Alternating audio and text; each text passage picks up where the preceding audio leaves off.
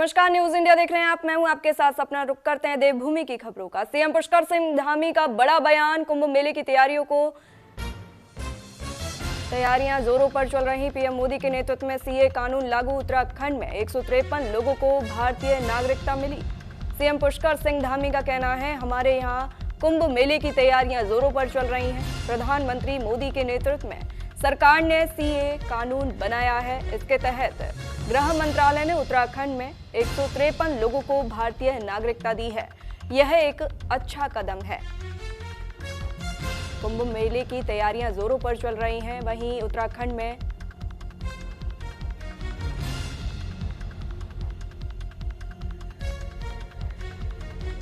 में सीएम धामी का ये बड़ा बयान है। कुंभ मेले की तैयारियां जोरों पर चल रही हैं। क्या कुछ रहने वाला है? देखिए, हमारे राज्य में बहुत सारी जल जीवन मिशन से संबंधित बहुत सारी योजनाएं चल रही हैं और KFW के काम भी चल रहे हैं। नमामि गंगे के प्रोजेक्ट भी चल रहे हैं और हमारा कुंभ मेला जिसकी तैयारियां जोर शोर से अब चल रही हैं और कुछ ऐसे सीवरेज प्लांट जिनका ट्रीटमेंट होकर जो है पानी जो है गंगा जी में जाता है, उनकी जहां पर हमने पहले से जरूरत के अनुरूप जो भारत सरकार से मांग की है या भी अपनी जरूरतें बताई हैं, उसके आधार पर मुझे निवेदन करना है कि जल्दी से जल्दी, चूंकि मेले की तैयारी करनी है, कुंभ मेला बड़े स्तर पर हो रहा है और जल शक्ति मंत्रालय का उसमें बहुत अहम रोल है। पहले भी जल शक्ति मंत्रालय ने और काफी मदद हमारी की है और मदद हमें अपेक्षित है। सीए के तहत उत्तराखंड में भी बहुत सारे लोगों को नागरिकता दी जाने वाली है, इस पर क्या कुछ मत आप? देखिए, भारत सरकार सीए का कानून देश के अंदर लेकर आई माननीय प्रधानमंत्री मोदी जी के नेतृत्व में, और ऐसे हिंदू, ईसाई, बौद्ध जो भी हमारे बांग्लादेश में, पाकिस्तान में, अफगानिस्तान में हैं, उन सभी को भारत की नागरिकता देने का जो बिल पास हुआ, उसके तहत 153 लोगों को उत्तराखंड के अंदर भी गृह मंत्रालय ने माननीय अमित शाह जी के नेतृत्व में उनको मंजूरी दी है, नागरिकता दी है और ये एक बड़ा अच्छा सराहनीय कदम है। उन सब लोगों को यहाँ पर रहने का अधिकार मिलेगा जो अपना जीवन परेशानियों में जी रहे थे उन देशों में। सर, उत्तराखंड में बड़े पैमाने पर शत्रु संपत्तियां भी हैं और अभी भी बहुत सारी संपत्तियां जो है अतिक्रमण के चपेट में हैं। क्या कुछ आप लोग कर रहे हैं? नहीं, इसकी हमने शुरुआत कर दी है। मेट्रोपॉल से इसकी शुरुआत हुई है, नैनीताल से, और वो शत्रु संपत्ति अब सरकार के पास आ गई है। उसमें अन्य काम किए जा रहे हैं, पार्किंग इत्यादि बनाई जा रही है, अन्य जो योजनाएं हैं उस पर बनाई जा रही है। इसी प्रकार जहां जहां भी शत्रु संपत्तियां हैं उनको कानून के अनुसार उस पर कब्जा लेने की कार्रवाई हो रही है। सर, अब चुनाव भी नजदीक है, हम देख रहे हैं कि प्रदेश भर में आपके दिन रात विजिट चल रही है। क्या मंत्रियों और अन्य लोगों को भी इस दिशा में भेजें आपको? पूरा ही संगठन लग रहा है। संगठन की बैठक हो चुकी है, प्रशिक्षण कार्यशालाएं प्रारंभ हो गई हैं, प्रदेश की यहाँ पर हो गई है, जिलों में होंगे, अन्य स्तर पर होंगे, मंडलों पर होंगे और मंत्री, विधायक, सभी जनप्रतिनिधि, सांसदगण सभी अपने अपने क्षेत्रों में जाएंगे। हमारे पदाधिकारी भी जाएंगे, जहां जहां पर जिनका जिम्मेदारी होगी सभी लोग जाकर जनता के बीच में जाएंगे, कार्यकर्ताओं के बीच में जाएंगे, संगठन को पूरी तरह से एक्टिव मोड में लाने के लिए काम करेंगे। उत्तराखंड के 5 जिलों में बर्फबारी का अलर्ट। मौसम विभाग का अगले 24 घंटे के लिए येलो अलर्ट। गंगोत्री समेत ऊंचाई वाले इलाकों में बर्फबारी के आसार। केदारनाथ में बर्फबारी के बाद तापमान -12 डिग्री सेल्सियस पहुंचा। उत्तराखंड में आज यानी 23 फरवरी को बारिश और बर्फबारी के आसार हैं।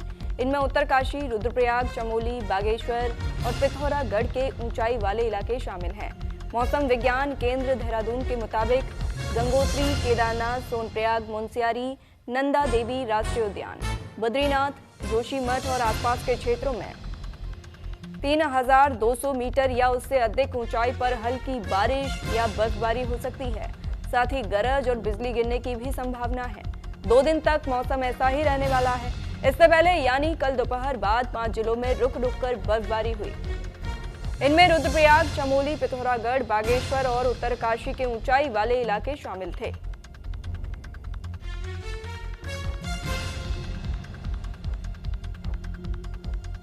केदारनाथ में बर्फबारी के बाद तापमान -12 डिग्री सेल्सियस पहुंच गया है। केदारनाथ में बर्फबारी के बाद -12 डिग्री सेल्सियस पहुंचा है तापमान। मुनस्यारी में मौसम ने अचानक करवट बदली। ऊंचाई वाले इलाकों में लगातार बर्फबारी जारी, निचले क्षेत्रों में झमाझम बारिश।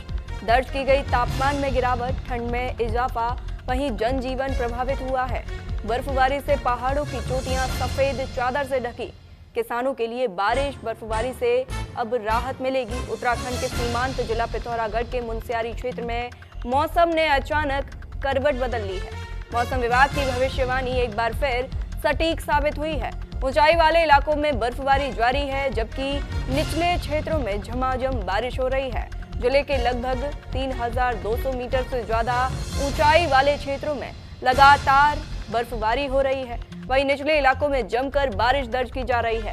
आपको बताते चले, मौसम में आए इस बदलाव से ठंड बढ़ गई है और जनजीवन भी आंशिक रूप से प्रभावित हुआ है। हालांकि ये बारिश और बर्फबारी किसानों के लिए राहत भरी खबर मानी जा रही है। बर्फबारी के बाद पहाड़ों की चोटियां सफेद चादर से ढक गई हैं, जिससे क्षेत्र की प्राकृतिक सुंदरता और बढ़ गई है। पर्यटकों के लिए ये नजारा आकर्षण का केंद्र बन गया है। फिलहाल मौसम विभाग ने आगे भी मौसम में बदलाव की संभावना जताई है।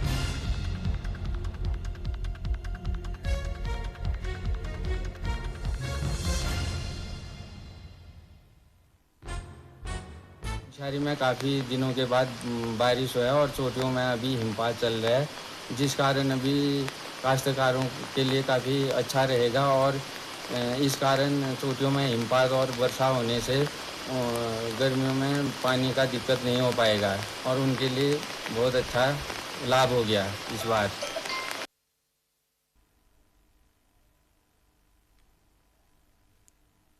आपको बता दें, आज और आगामी दिनों का पूर्वानुमान है। 23 फरवरी 2026 को मौसम में बदलाव की संभावना है।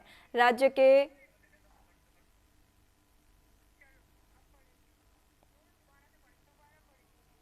बर्फबारी से किसानों के लिए बारिश, बर्फबारी से राहत मिलने की संभावना है। वहीं 23 फरवरी को 2026 को मौसम में बदलाव की संभावना है। राज्य के उत्तरकाशी, रुद्रप्रयाग, चमोली, बागेश्वर और पिथौरागढ़ जनपदों में कहीं कहीं 3000 मीटर या उससे अधिक ऊंचाई वाले क्षेत्रों में बहुत हल्की या उससे हल्की वर्षा या हिमपात हो सकता है। राज्य के बाकी जनपदों में मौसम शुष्क रहने की संभावना बताई गई है। पर्वतीय क्षेत्रों में तापमान में गिरावट और ठंड बढ़ने के आसार हैं। आपको बताते चलें कि 24 फरवरी 2026 को प्रदेश के उच्च हिमालयी क्षेत्रों में मौसम का असर जारी रह सकता है। वहीं चमोली, बागेश्वर और पिथौरागढ़ में जनपदों में 3000 मीटर से अधिक ऊंचाई वाले स्थानों पर कहीं कहीं बहुत हल्की बारिश या हिमपात की संभावना है। अन्य सभी जनपदों में मौसम शुष्क बना रहेगा। वहीं पर्वतीय इलाकों में ठंड में बढ़ोतरी हो सकती है। आपको बताते चलें कि 25 फरवरी 2026 को उत्तराखंड के सभी जनपदों में मौसम फिर से पूरी तरह शुष्क रहने की संभावना है। कहीं भी वर्षा या हिमपात के आसार नहीं है। वहीं आसमान साफ रहने और दिन में धूप खिलने की भी संभावना जताई गई है, जिससे तापमान में हल्की बढ़ोतरी हो सकती है। हालांकि सुबह और रात के समय ठंड बनी रह सकती है।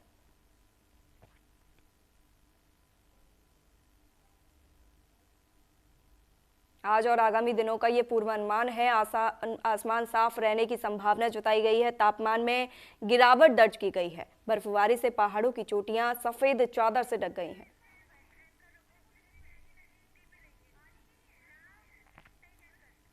उत्तराखंड के मोहम्मद दीपक ने राहुल गांधी से मुलाकात की। दिल्ली के 10 जनपद मोहम्मद दीपक ने मुलाकात की। राहुल गांधी से मुलाकात के बाद निकले मोहम्मद दीपक। मुलाकात के बाद मोहम्मद दीपक ने बयान दिया, जल्द ही लेंगे जिम की मेंबरशिप। मोहम्मद दीपक राहुल गांधी ने दीपक को कहा कि आपने अच्छा काम किया है, आपको डरने की जरूरत नहीं है। ये राहुल गांधी कह रहे हैं। राहुल गांधी से मुलाकात के बाद मोहम्मद दीपक निकले और दीपक ने ये बयान दिया है कि जल्द ही जिम की मेंबरशिप ज्वाइन करेंगे। वहीं राहुल गांधी ने दीपक को कहा कि आपने अच्छा काम किया है और आपको डरने की जरूरत नहीं।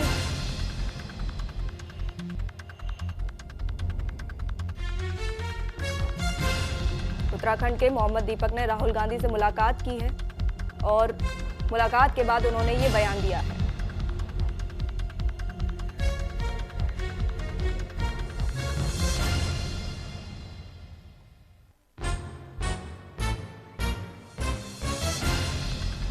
देहरादून में बेकाबू बीएमडब्ल्यू का कहर, रईस यादव ने सड़क पर मचवाया तांडव। बीएमडब्ल्यू से चौकी इंचार्ज को मारी टक्कर, चौकी इंचार्ज गंभीर रूप से घायल हुए।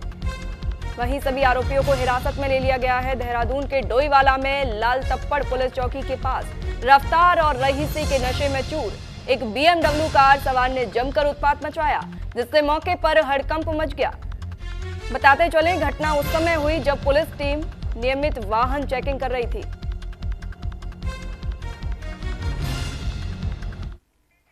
और फिलहाल वक्त हो चला एक छोटे से ब्रेक का।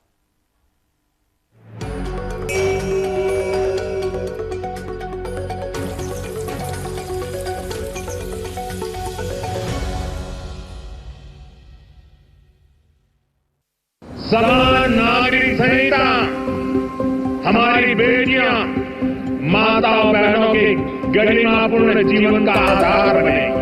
यूनिफॉर्म सिविल कोड से लोकतंत्र की स्पिरिट को मजबूती मिलेगी, संविधान की भावना मजबूत होगी, किसी से भेदभाव नहीं, हर कोई बराबर। प्रधानमंत्री श्री नरेंद्र मोदी जी की दूरदर्शी प्रेरणा और मुख्यमंत्री श्री पुष्कर सिंह धामी जी के सशक्त नेतृत्व में उत्तराखंड ने इतिहास रचते हुए देश का पहला राज्य बनने का गौरव प्राप्त किया, जहां समान नागरिक संहिता यानी यूनिफॉर्म सिविल कोड को प्रभावी रूप से लागू किया गया है। ये पहल राज्य में संवैधानिक मूल्यों को सुदृढ़ करते हुए समानता, सामाजिक समरसता और महिला सशक्तिकरण की दिशा में एक दूरदर्शी और प्रभावी कदम के रूप में स्थापित हुई है। इस ऐतिहासिक कानून के सफल क्रियान्वयन का 1 वर्ष पूर्ण होने पर उत्तराखंड सुशासन, समान अधिकार और जन विश्वास की उस यात्रा का उत्सव मना रहा है जो एक संकल्प से शुरू होकर अब एक व्यवस्था में परिवर्तित हो गई है। इस पहल की नींव मुख्यमंत्रियों और वरिष्ठ नागरिकों के हितों के संरक्षण पर विशेष ध्यान दिया गया है, जिससे इसकी सार्वभौमिक स्वीकार्यता, प्रशासनिक दक्षता और जन विश्वास को नई मजबूती मिली है।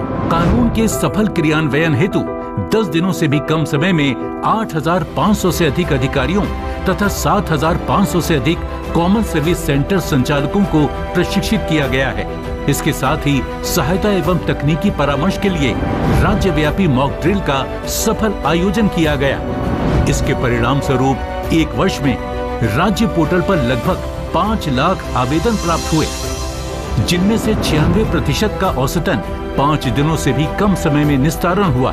पंजीकरण की गति में उल्लेखनीय वृद्धि हुई है, जहां प्रतिदिन औसतन 1400 से अधिक पंजीकरण दर्ज किए जा रहे हैं। संवेदनशील एवं उत्तरदायी शासन का परिचय देते हुए सरकार ने जनता की आवश्यकताओं के अनुरूप नियमों में समय समय पर आवश्यक संशोधन भी किए, जिससे यूसीसी कानून को और अधिक समावेशी, व्यवहारिक तथा जनहितकारी स्वरूप प्रदान किया जा सके। विकसित भारत 2047 के विजन के अनुरूप विकसित उत्तराखंड की दिशा में समान नागरिक संहिता एक महत्वपूर्ण पहल है, जो समानता और न्याय को प्रशासनिक प्रक्रियाओं में व्यवस्थित रूप से समाहित कर रही है। समान नागरिक संहिता, समानता द्वारा समरसता। देश जब आजाद हुआ तो आबादी थी 34 करोड़ और अनाज का उत्पादन था 50 मिलियन टन। आज की तारीख में आबादी है 140 करोड़ और अनाज पैदा होता है 350 मिलियन टन, यानी कि आबादी बढ़ी लगभग 4 गुना और अनाज का उत्पादन 7 गुना। देश के किसानों ने कितना बड़ा पुरुषार्थ किया है, सोचा है जब। न्यूज़ इंडिया, नए भारत की नई सोच। यूपी के ऐतिहासिक 9.12 लाख करोड़ के बजट में युवाओं के लिए उपहार ही उपहार। काबिले तारीफ है, अंदाज एक एक काम का गा रही है गीत यूपी योगी जी के नाम का। आईटी और इलेक्ट्रॉनिक्स के लिए 2059 करोड़ की सौगात। प्रदेश में होगी उत्तर प्रदेश एआई मिशन एवं साइबर सुरक्षा संचालन केंद्र की स्थापना, डेटा सेंटर पार्क तथा AI center of excellence. Tech युवा समर्थ युवा योजना के अंतर्गत 25 लाख युवाओं को मिलेगा तकनीकी प्रशिक्षण, लक्ष्मीबाई स्कूटी योजना एवं महिला उद्यमी क्रेडिट कार्ड योजना से प्रदेश की आधी आबादी होगी पूरी तरह से सशक्त। मंडल मुख्यालय वाले प्रत्येक जनपद में होगा स्पोर्ट्स कॉलेज का निर्माण। 14 नए मेडिकल कॉलेज खुलेंगे। रोजगार के अवसर बढ़ेंगे। उद्यम और रोजगार में युवा नए कीर्तिमान स्थापित करेंगे। युवाओं के सपने हो रहे साकार। ये है डबल इंजन सरकार।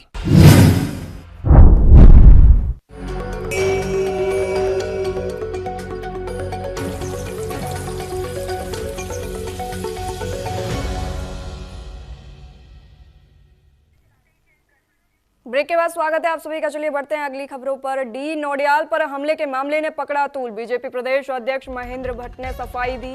महेंद्र भट्ट ने पूरे मुद्दे को तूल न देने की अपील की है। राजनीतिक गलियारों में जवाबदेही पर बहस तेज हो गई है।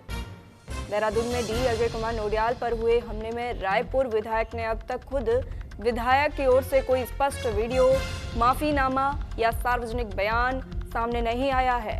लेकिन बीजेपी प्रदेश अध्यक्ष महेंद्र भट्ट ने आगे आकर सफाई दी है और मुद्दे को तूल न देने की अपील की है। सवाल यह है कि क्या सिर्फ प्रदेश अध्यक्ष के बयान से मामला खत्म मान लिया जाएगा? जिस घटना ने प्रशासनिक और राजनीतिक हलकों में हलचल मचा दी, उस पर मुख्य पात्र की चुप्पी क्या संकेत देती है? राजनीतिक गलियारों में चर्चा है कि क्या जनप्रतिनिधियों की जवाबदेही अब पार्टी नेतृत्व के बयानों तक सीमित रह जाएगी? अगर कोई विवादित घटना होती है तो क्या संबंधित विधायक खुद सामने आकर स्थिति स्पष्ट करेंगे?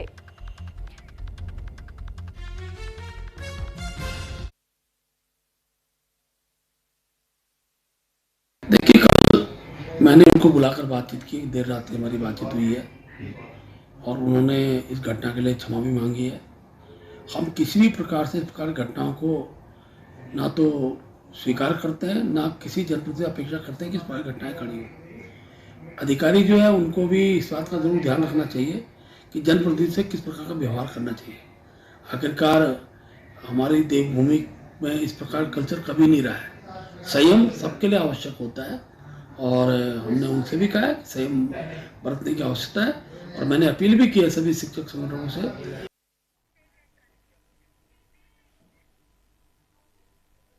डी नौडियाल पर हमले के मामले ने तूल पकड़ लिया है और महेंद्र भट्ट ने मुद्दे को तूल न देने की अपील की है। प्रदेश में बढ़ते साइबर अपराधों को देखते हुए उत्तराखंड पुलिस ने जागरूकता को ही सबसे बड़ा हथियार बनाने की रणनीति अपनाई है। ऑनलाइन ठगी के लगातार सामने आ रहे मामलों के बीच अब उत्तराखंड एसटीएफ ने एक नई मुहिम शुरू की है, जिसके तहत ज्यादा से ज्यादा नागरिकों, खासकर वरिष्ठ नागरिकों को सीधे जोड़कर साइबर अपराधियों के तरीकों से अवगत कराया जाएगा। एसटीएफ के एएसपी कुश मिश्रा ने बताया कि साइबर अपराधियों की सबसे बड़ी ताकत आम लोगों की जागरूकता की कमी है। लोग ठगी के नए नए तरीकों, फर्जी कॉल, लिंक और डिजिटल जालसाजी की कार्यप्रणाली को समय रहते नहीं पहचान पाते, जिसका फायदा उठाकर अपराधी उन्हें निशाना बना लेते हैं।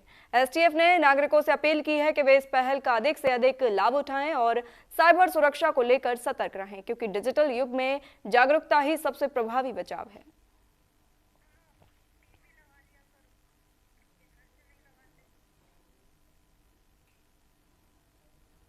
जनता अगर अवेयर रहेगी तो आपके साथ साइबर क्राइम, साइबर फ्रॉड होना कम हो जाएगा।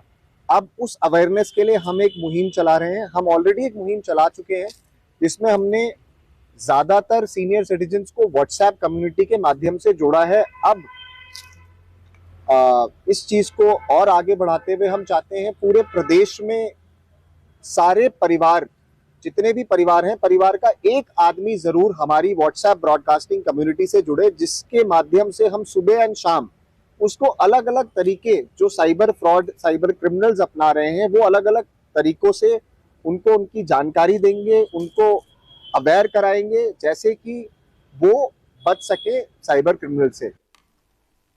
उत्तराखंड क्रांति दल युवा प्रकोष्ठ के केंद्रीय अध्यक्ष आशीष नेगी और केंद्रीय उपाध्यक्ष कुलदीप सिंह रावत कुमाऊं क्रांति संवाद यात्रा के दौरान चंपावत जिले के लोहाघाट पहुंचे।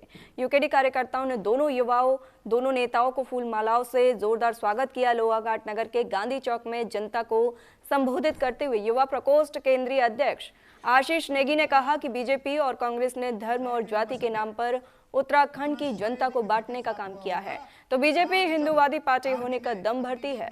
उसी पार्टी ने यूजीसी लाकर जनता को जाति के नाम पर बांटने का काम किया है और कहा कि 2027 में उत्तराखंड में जनता के सहयोग से परिवर्तन होने जा रहा है। उत्तराखंड की जनता अपना अस्तित्व बचाने की लड़ाई लड़ रही है।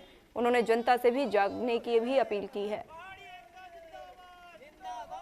इस यात्रा का स्पष्ट उद्देश्य ये है कि अब जो है उत्तराखंड 26 साल का हो चुका है। वही बुनियादी मुद्दे और उसकी वजह से जितनी अव्यवस्थाएं आप देख रहे हैं, चाहे अस्पताल न हो, चाहे बच्चों पे रोजगार न हो, तो कुछ बुनियादी मुद्दे हैं जैसे भू कानून, मूल निवास, राजधानी गैरसैंण, जल जंगल जमीन का अधिकार। हमारा 1992 का जो ब्लूप्रिंट है कि कैसा उत्तराखंड होगा, अगर वो लागू हो जाता तो आज जो है कुमाऊं गढ़वाल जो है विकास से अछूता नहीं रहता। कुमाऊं की जो परिभाषा है वो हल्द्वानी तक सीमित हो गई है और गढ़वाल की जो परिभाषा है वो देहरादून तक सीमित हो गई है। और फिलहाल इस बुलेटिन में इतना ही, रुकते हैं एक छोटे से ब्रेक के लिए।